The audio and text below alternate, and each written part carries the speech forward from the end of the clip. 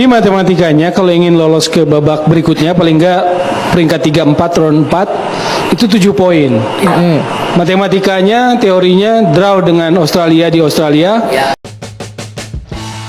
Pengamat sepak bola Indonesia, Tommy Welly alias Bung Toel tetap meminta Shin Tae-yong mundur dari jajaran kepelatihan timnas Indonesia. Meski menang melawan Arab Saudi, Bung Toel tetap pada pendiriannya bahwa Shin Tae-yong harus mundur sebagai pelatih kepala timnas Indonesia. Bung Toel mengamini pernyataan tentang dia yang meminta Shin Tae-yong mundur dari posisinya setelah kalah dari Jepang. Betul pernyataan STY mundur, setelah lawan Jepang, kata Bung Toel dikutip dari program 2 Sisi TV One, Kamis 21 November 2024 lalu.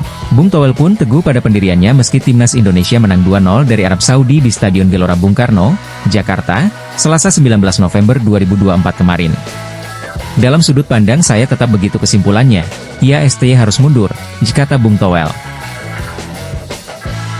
Bung Toel mengaku punya banyak alasan kenapa STY harus mundur dari posisinya meski memiliki kontrak sampai 2027. Panjang, alasannya, karena saya mengamati dia sejak hadir di sini. Sejak Piala AFF 2020, 2022, lalu perjalanan dia memimpin timnas Indonesia, kata Bung Toel. Secara garis besar, jurnalis senior ini mengkritisi Shin Tae-yong yang tak bisa mengatur taktik dengan kedatangan pemain naturalisasi dalam skuad Garuda.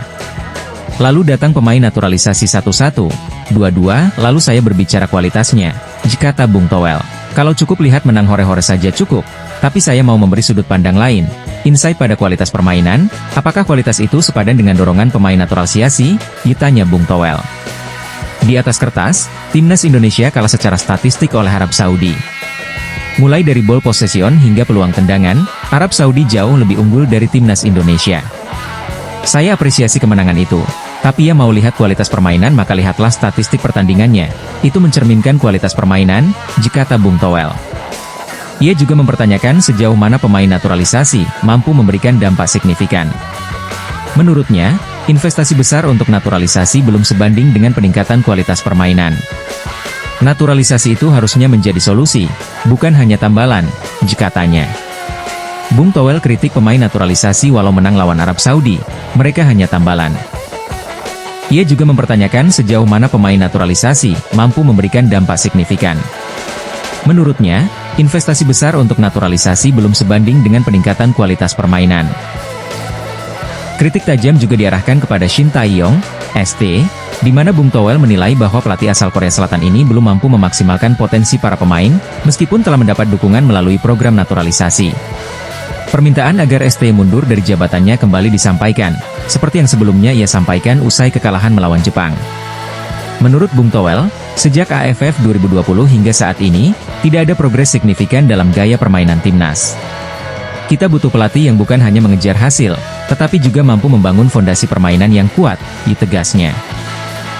Bung Toel berharap PSSI tidak terlena dengan kemenangan ini dan melakukan evaluasi menyeluruh terhadap program pelatihan serta kepelatihan. Baginya, kemenangan seharusnya tidak hanya menjadi momen sesaat, tetapi menjadi pijakan untuk membangun warisan yang positif bagi masa depan timnas Indonesia.